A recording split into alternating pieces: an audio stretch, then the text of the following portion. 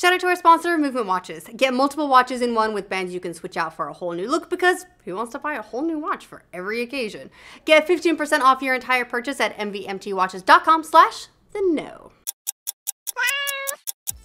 Hey, welcome to The Know. I'm Ashley. Welcome back from the weekend, and quick heads up, tomorrow's the 4th of July, so if you're not in the US, that's Independence Day, and we won't be here. So we will have a pre-recorded video for you tomorrow. No roundup, but we'll still have something cool that you should watch. Just wanted you to know why it's going to be a little bit different. But moving on to the news. Microsoft's tired of hearing all the gamers complain that the Xbox One doesn't have enough exclusives. They've got plenty, thank you very much, at least as far as they're concerned. One executive is now defending the Xbox's exclusive library following criticism of the company's E3 showing. During a recent interview with Gamertag Radio, Xbox marketing boss Aaron Greenberg said, "We felt like we showed a lot of great AAA games. It's tough because if you show too many AAA games, people are going to be like, oh man, all you're showing us are big blockbusters. We want to see more variety and diversity. We just showed everything." Greenberg went on to say that they mostly focused on games that are going to be out by next E3. And no, you're right, Microsoft. Everyone gets really, really upset when they see too many awesome games. So thank you for protecting us from that one. Now, one of the biggest headlines of last week was the Mass Effect Andromeda DLC hoax, where fake developers claimed that Andromeda's single-player DLC had been canceled. That whole thing went viral. Well, in a weird turn of events, that story was a hoax, but it looks like they might have guessed it correctly.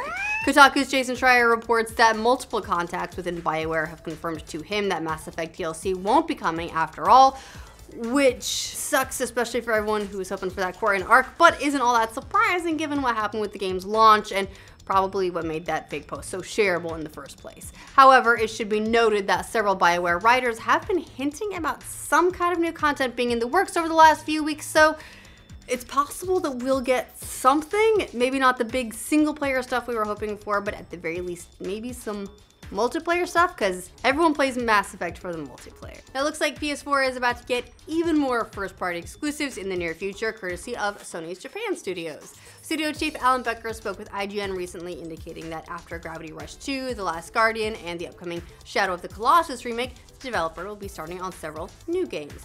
As for what those games are, sounds like they're putting a 50-50 focus on sequels and new IP. Becker said, "We always wanted and continue to want to create new IP and try new things. So, from the management standpoint, I'd like to see pretty much equal effort we make on continuing on popular IPs like Gran Turismo or Hot Shots Golf and the Uncharted series, or to create new IP, Horizon, and things like that." Whoa, careful guys. People apparently get too upset if you talk about having too many games.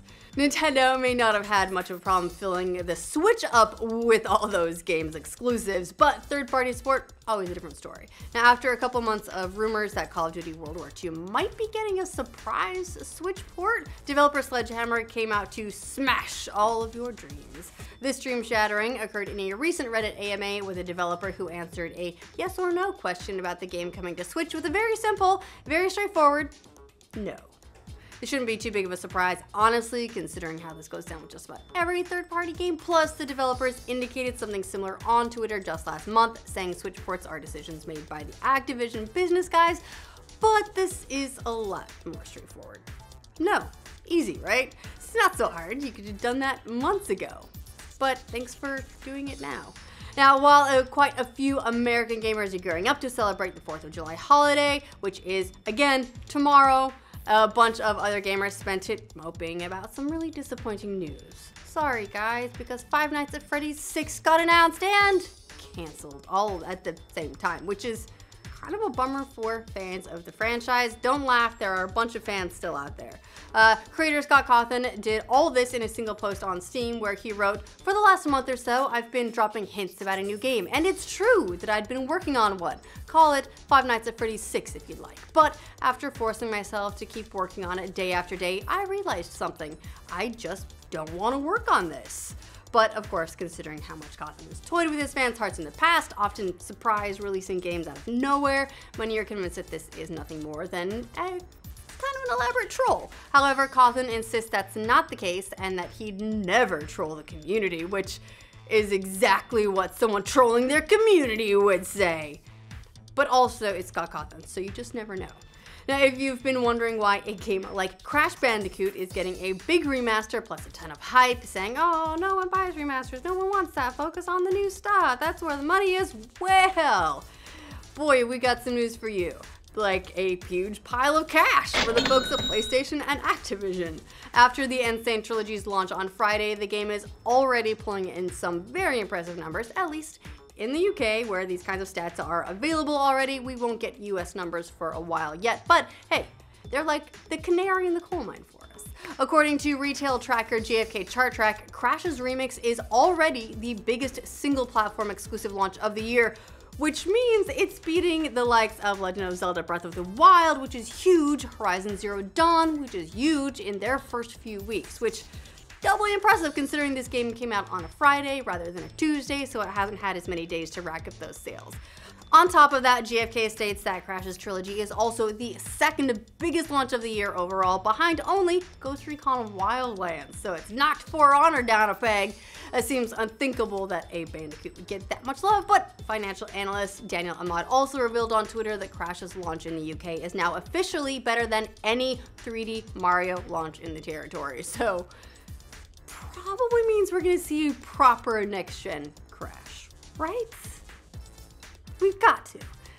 Now, if you're a Scandinavian country, which I'm sure many of you are, you're all countries, right? And you want to get a hold of an SNES Classic, well, bad news, countries, it's gonna cost you. The upcoming console is already being listed for much more than the $80 US retail price in countries like Sweden, Norway, and Finland. In Sweden, it's listed at an equivalent of more than $178 US, which, if you were counting, is more than twice the retail amount here. That's led to charges that retailers might be inflating the price, but in an interview with Swedish gaming website FZ, Nintendo distributor Bergsala denied that it's the one setting the price. There's also the possibility that a newly implemented tax is affecting the cost, so we'll see. But one thing is for sure, lots of people are gonna have to pay way more than they bargained for if they want to get their hands on all the old games. Now, Robert Downey Jr. hasn't said exactly when he might hang up the old Iron Man suit, but in a recent interview, he did say he's gonna step down before it gets, quote, embarrassing. In an interview with news.com.au, Downey said that he's proud of the superhero movies that he's done, and the people have told him that the role of Tony Stark fits him like a glove. He added, I just never want to blow it by dropping the ball because I decided to go do it one more time. I just want to hang up my jersey before it's embarrassing. Well, whatever he decides, he will always be Tony Stark to us. They really can't recast him, they just have to do a new Iron Man now. Everyone's saying, get Riya out. A classic anime is coming back for 2 more seasons next year. Good news for fans who've waited 18 years for this to happen. I'm talking about you, Caden, at your anime expos. Fulikuli, which is pronounced Fulikuli, even though it's spelled FLCL, and we like to call it follicle just to make Caden mad, will air on Toonami, and a new trailer premiered recently at Anime Expo in LA. The new episodes will again feature the alien Haruko, but other characters like her team buddy Naoda have been replaced. Happily though, the J-rock band The Pillows are back to supply music for the 12-episode revival, which will debut sometime in 2018. Now, could we go to war? War over a computer virus. That sounds like a crazy sci-fi movie premise, but it's maybe not all that impossible. NATO has said that a state actor was behind the ransomware attack known as Petya, which affected more than 12,000 devices across 65 countries last week. The Ukraine was hit the hardest, but attacks also took place in several other countries, including Russia, Germany, the UK, and China.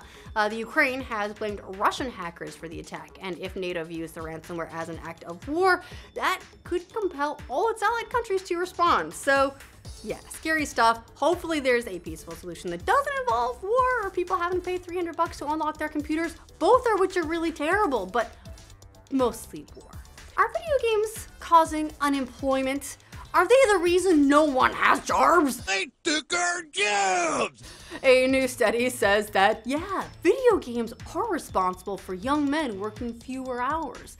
According to the National Bureau of Economic Research, video games will cut the amount of work done by men ages 21 to 30 by 15 to 30 hours over the course of a year. The economists who wrote the study argue that the drop-off in work hours is because games have gotten better and more men would rather play them than work. They say that games like League of Legends are now basically endless or have super long-range goals, which, hey, I mean, honestly, if you can work less, play more games, we say more power to you. You're living the dream. Also, causation is, you guys, maybe people are playing games because they don't have jobs. Maybe just a thought, possibly.